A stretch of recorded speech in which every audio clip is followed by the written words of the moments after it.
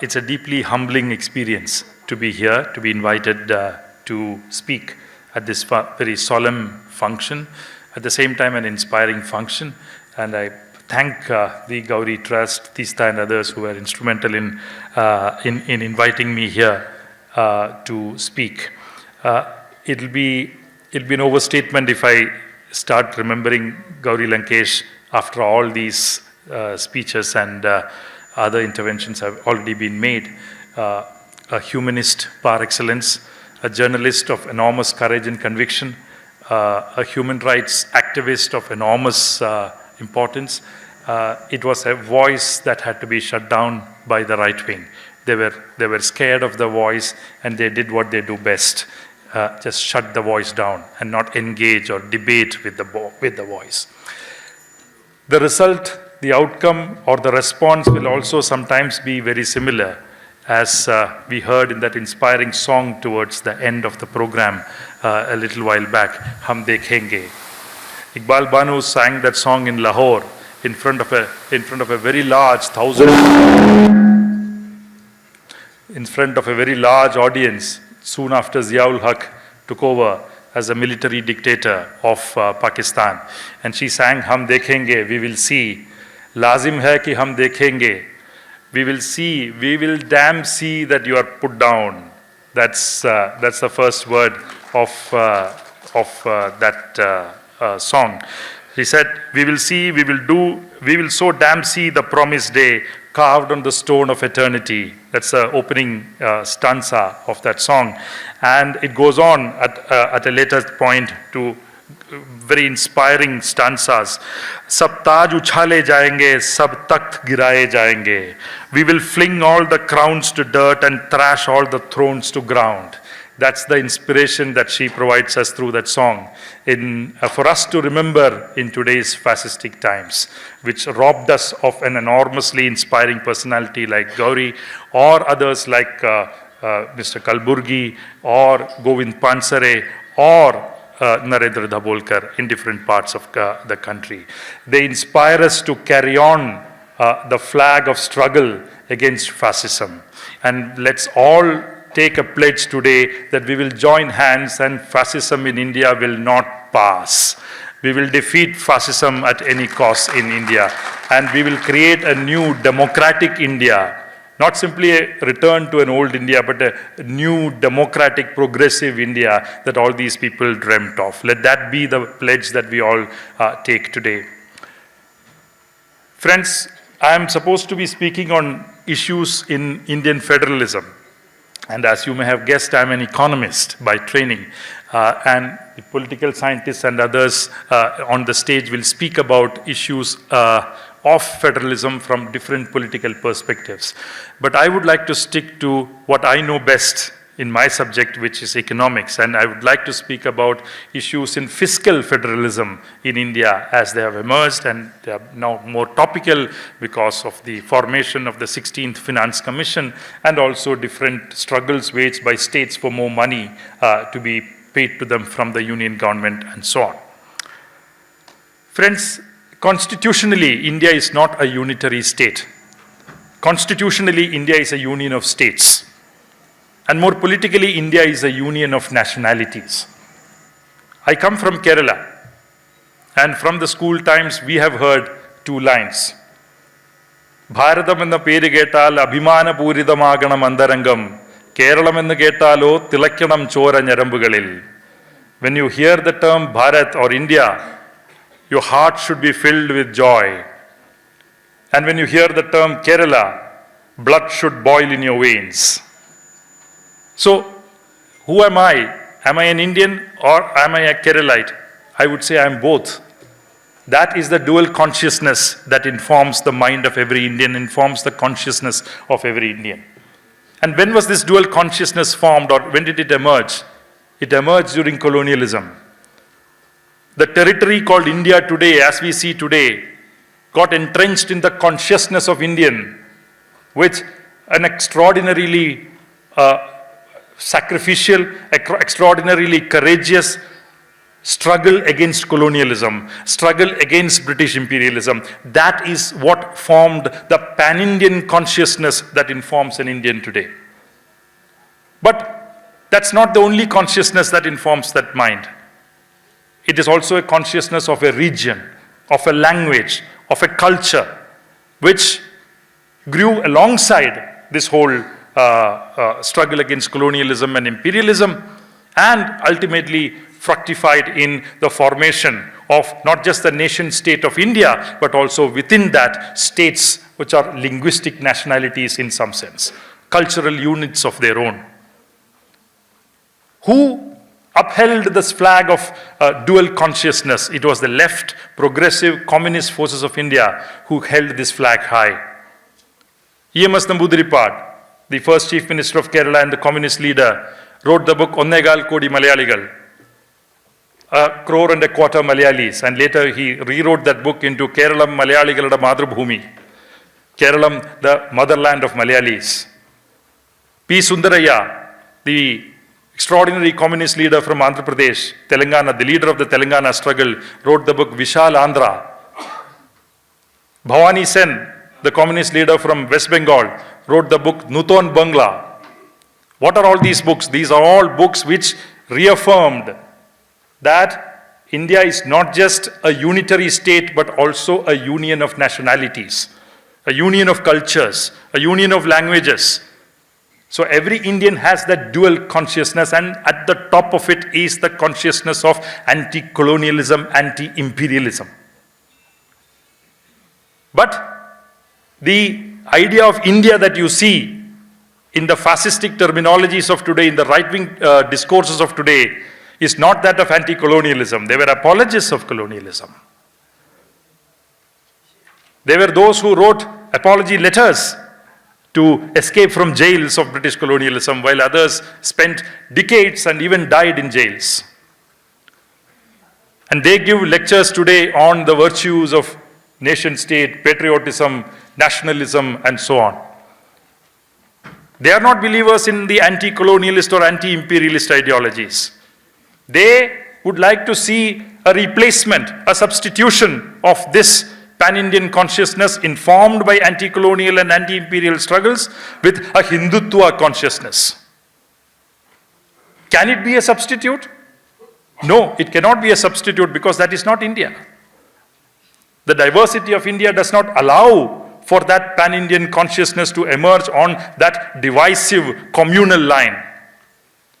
But they have tried for 60 years to push that agenda, partly succeeded also with coming to power for over a decade in India now. But they are unable to do that without force.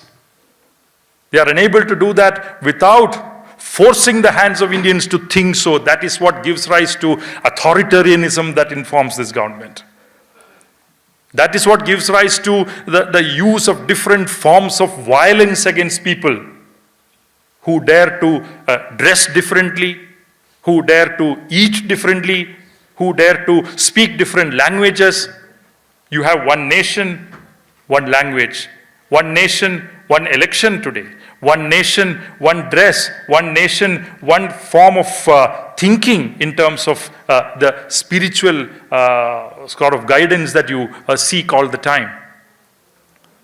This is the India that they want to create today. Do they have any right to speak about federalism?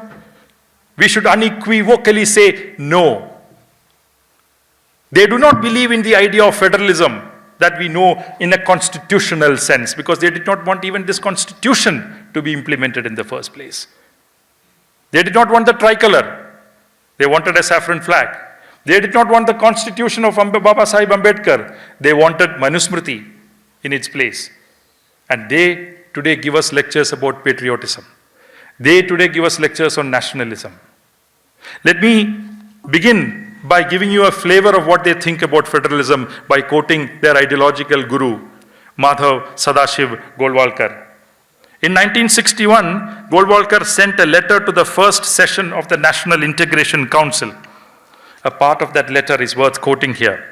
He says, "Today's federal form of government not only gives birth but also nourishes the feelings of separatism in a way, refuses to recognize the fact of one nation and destroys it. It must be completely uprooted, constitution purified, and a unitary form of government should be established. This is Golwalkar's letter in 1961 to the National Integration Council.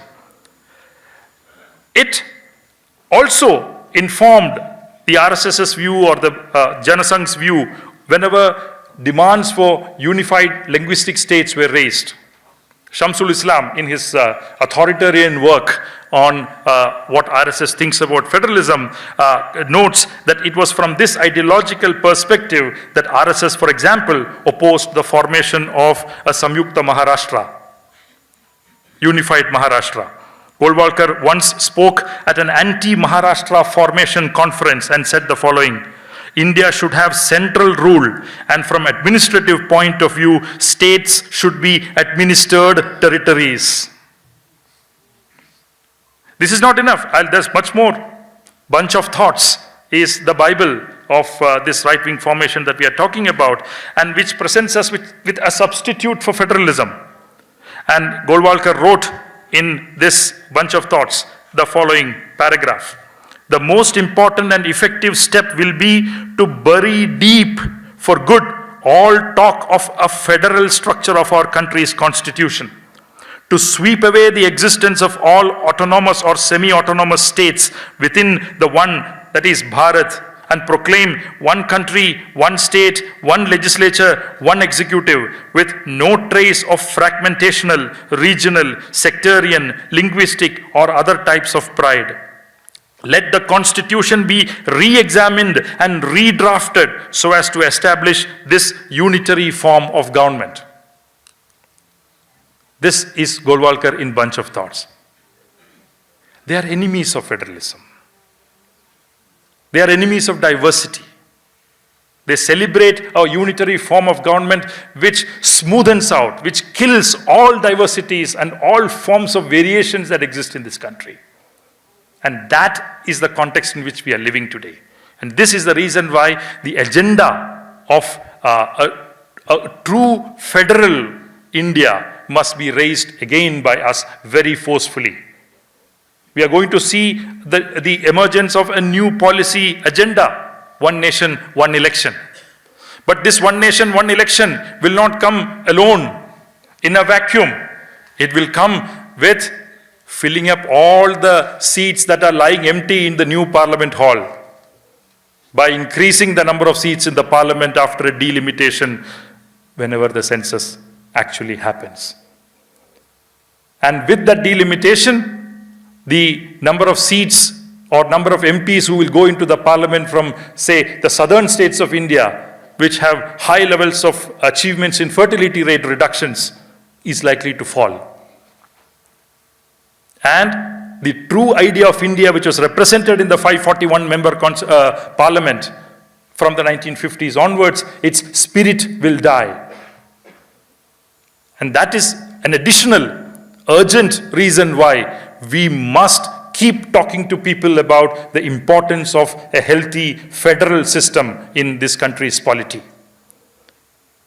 So that is the context in which we are talking in this platform today.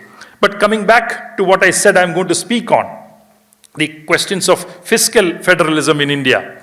And that is just one aspect of the crisis that I'm talking about. I'm speaking only about it because that's the part I know better than the other parts. I'm sure others will amplify on other aspects of the problem.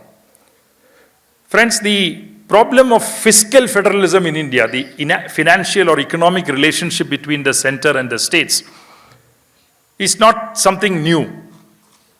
There are at least 3 phases or 3 periods in which or through which this crisis has traveled in some sense. We had the Constitution of India coming into force from 1950.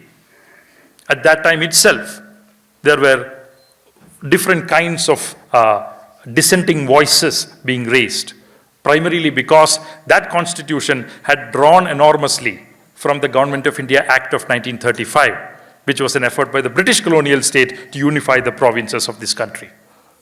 So borrowing a lot from the Government of India Act of 1935 meant that borrowing a lot of colonial spirits also into the Constitution. And even though the Constitution came out to be an extremely progressive document, it remained a fact, as according to many scholars of public finance, that with respect to fiscal federalism, the Constitution remained in some sense, some call it quasi-federal, some call it federal in intent but not in reality, and so on.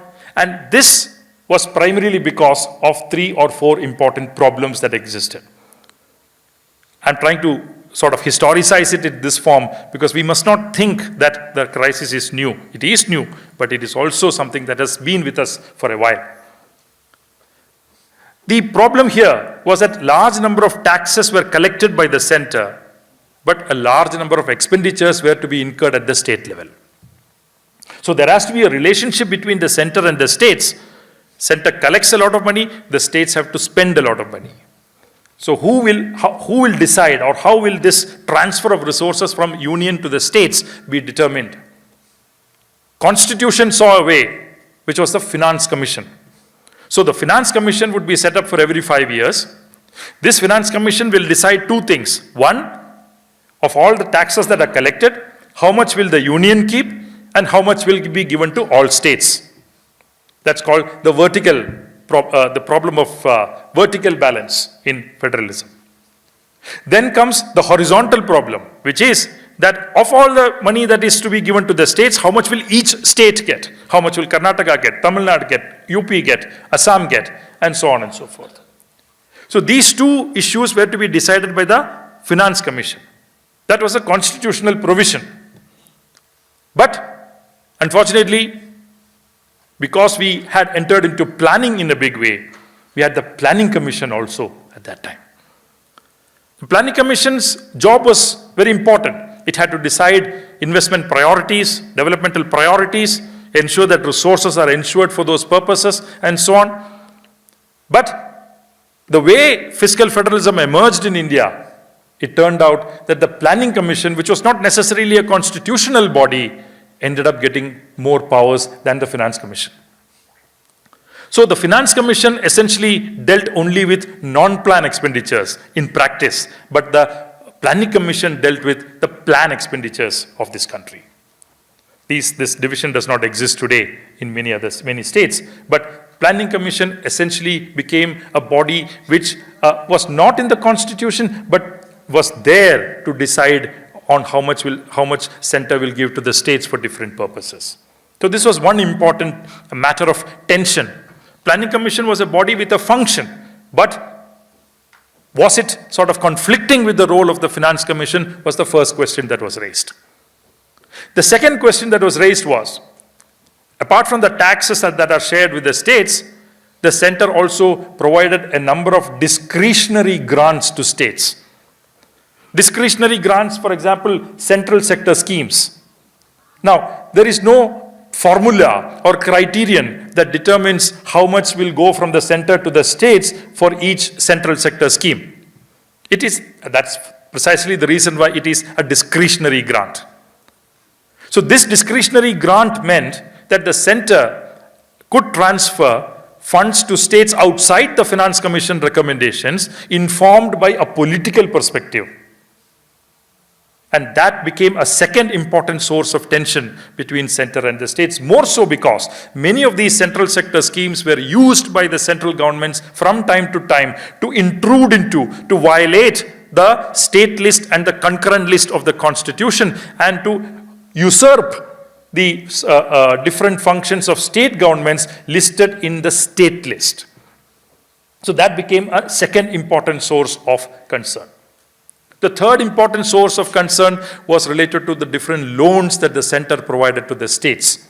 Article 293.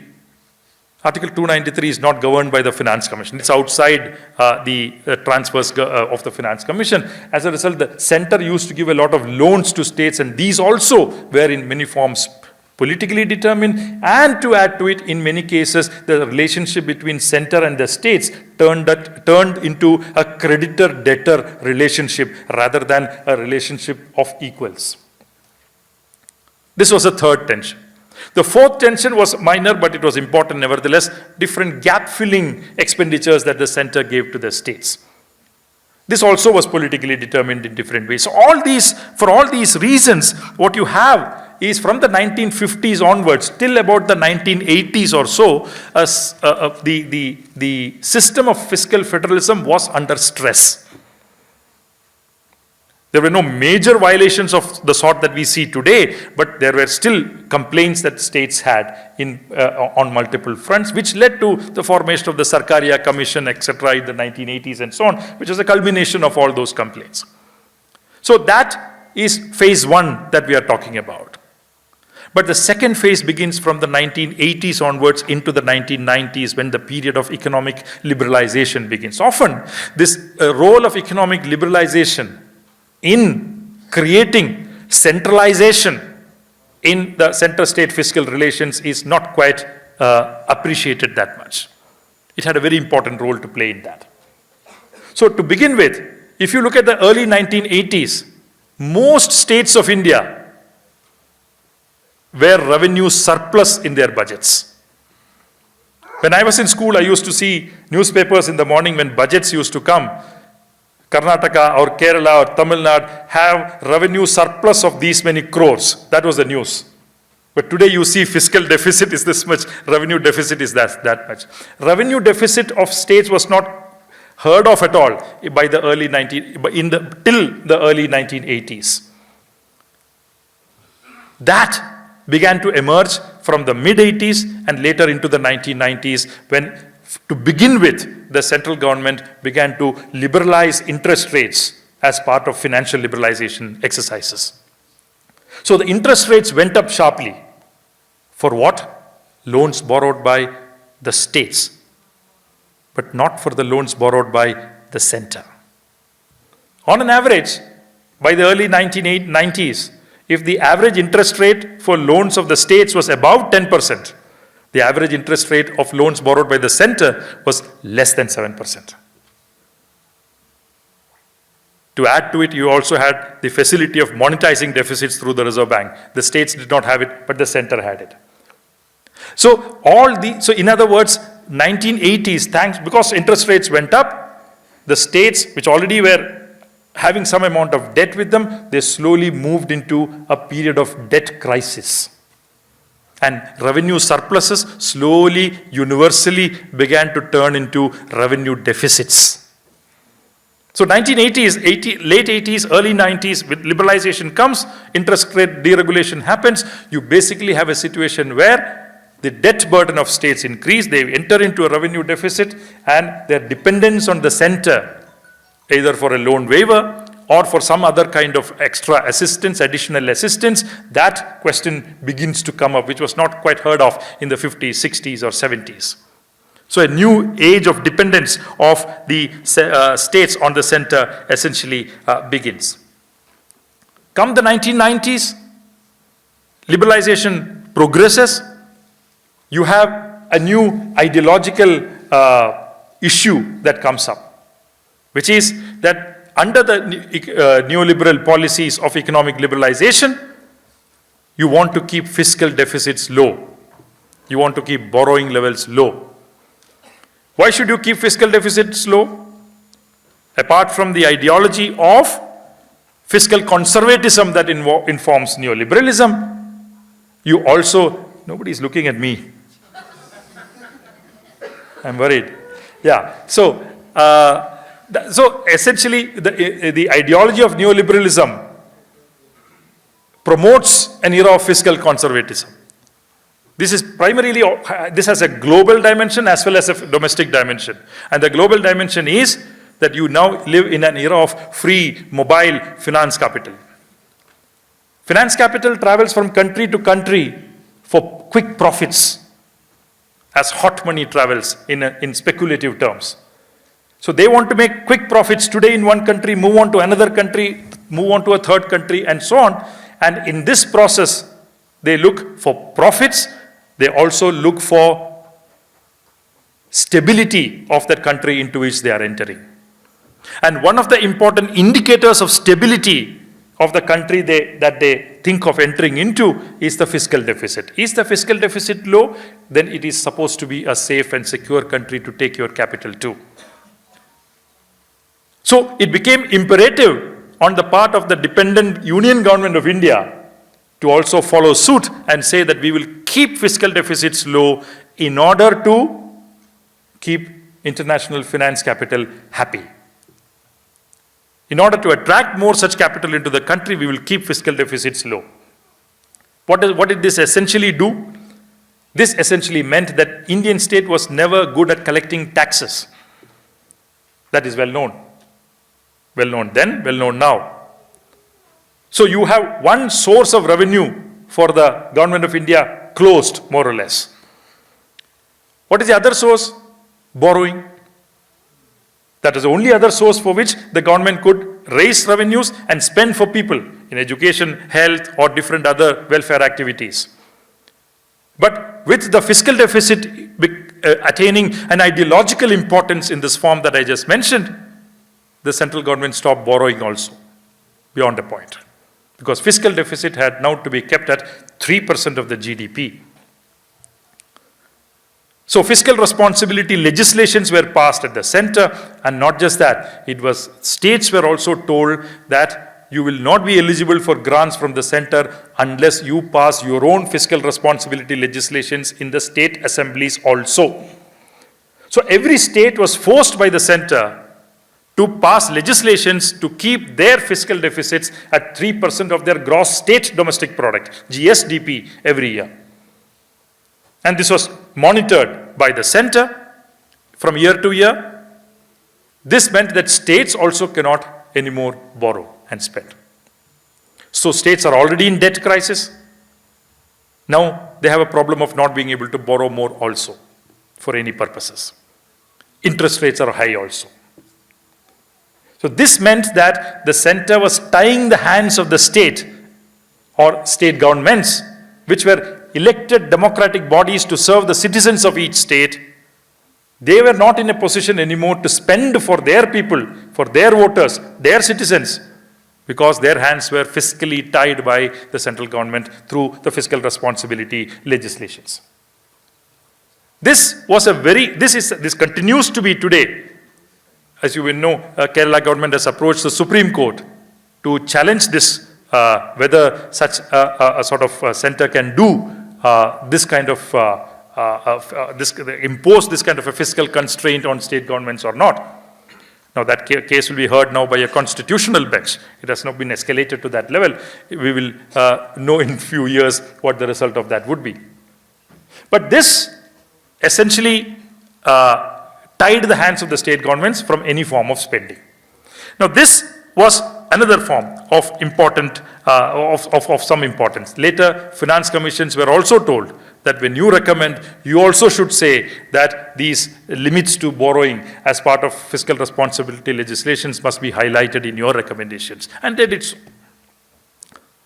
So this was the second phase that I am talking about, a phase of liberalization. Slowly, where states entered into debt crisis, became even more dependent on the central government, plus their hands were fiscally tied by the central government through these legislations. Now we come to the third phase, which is the phase of post-2014. Post-2014 phase opens up a new era of crisis in fiscal federalism in India. It was already bad, it became worse, so to say. To begin with, the Planning Commission was dismantled. And you had the Niti Aayog coming over. What happened as a result of this? Planning Commission had its problems. Everybody had some problems and complaints with the Planning Commission. But at least the Planning Commission decided on how much to transfer plan expenditure to states based on some formula. It was a rule-based transfer. You could complain with the rule, but there was a rule-based transfer out there. First, it was the Gadgil committee report, Gadgil formula, then it became the Mukherjee formula. All those formulas were used to give. So if states had a problem, you could actually go to the Planning Commission and make a representation. The Planning Commission traveled to each state capital and discussed with chief ministers before every annual plan. All these sort of interactions happened between center and states, all that was shut down with the dismantling of the Planning Commission. Along with that, there was a National Development Council of Chief Ministers headed by the Prime Minister. That was also made defunct. National Development Council is now the governing body of Niti Aayog, and nobody even goes there. Now, Niti Aayog's, what is Niti Aayog? It is nothing as compared to the Planning Commission. It is just another government department. If Planning Commission decided on how much will be given to states and so on, this Niti Aayog is under the mercy of the Finance Minister for their annual allocations. That is the situation. So what happens to all the plan expenditure that was earlier decided by the Planning Commission? All of that was transferred to not the Niti Aayog, but the Ministry of Finance. And the Minister of Finance, the political agents sitting there, and the Babus sitting there, without resorting to any formula, any rule, decide on how much states should get in form of different grants outside the Finance Commission.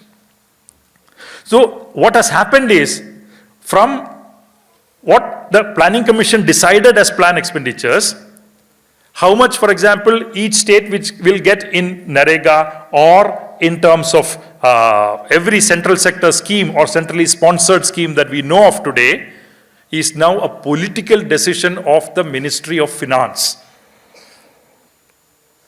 That is the first major blow to federalism or fiscal federalism that happened after 2014. So, Planning Commission is gone, Niti Aayog has come, and all the responsibilities go to the Ministry of Finance, which are now political decisions. Second is what? Central sector schemes and centrally sponsored schemes are there, outside the Finance Commission grants. What happens to all these centrally sponsored schemes? Center used to give 90 rupees and the states used to put 10 rupees. 90-10 was the ratio earlier. But with this new government coming into power, that became 60-40. Center will put only 60, states will have to put 40. The second important weakening of the system of federalism that we had came in. Now this coincided, incidentally, with a report of the 14th Finance Commission, chaired by Dr. Y.V. Reddy, which said that of all the taxes that you collect, you earlier used to give 32% to the states, now you must give 42% to the states. That was the recommendation of the 14th Finance Commission of Dr. Y.V. Reddy. And that was the year in which this NDA-1 government, that is first Narendra Modi government, took power. And it is now videographically shown that Mr. Modi requested a meeting with Mr. Y.V. Reddy and requested him to bring down the share of states from 42% to somewhere between 32 and 42%. The man of integrity that he was, Dr. Reddy refused. This is recounted knowingly or unknowingly by Mr. BVR Subramaniam in a video recording which is available in the Reporters Collective. And this is no Prime Minister has ever spoken to a Finance Commission chairperson in this form earlier. This is a direct intervention that the Prime Minister made. So the Indian media, the mainstream media has shut this news down, but if you want to read it, it's available there. So this became a very important issue for the union government. Now it has to give 42% to the states from the taxes. Now how will it handle its own expenditures? You need to have PM this yojana, PM that yojana, and so on. How will you finance them? They found a very interesting way, which is constitutionally valid, by the way, but completely dilutes the spirit of fiscal federalism. They decided to increase cesses and surcharges. On everything you pay a cess now. Education cess, health cess, sort of road cess, infrastructure cess, agriculture cess, Krishi Kalyan cess, Swachh Bharat cess. For everything you pay a cess. Some die with some time, but some continue.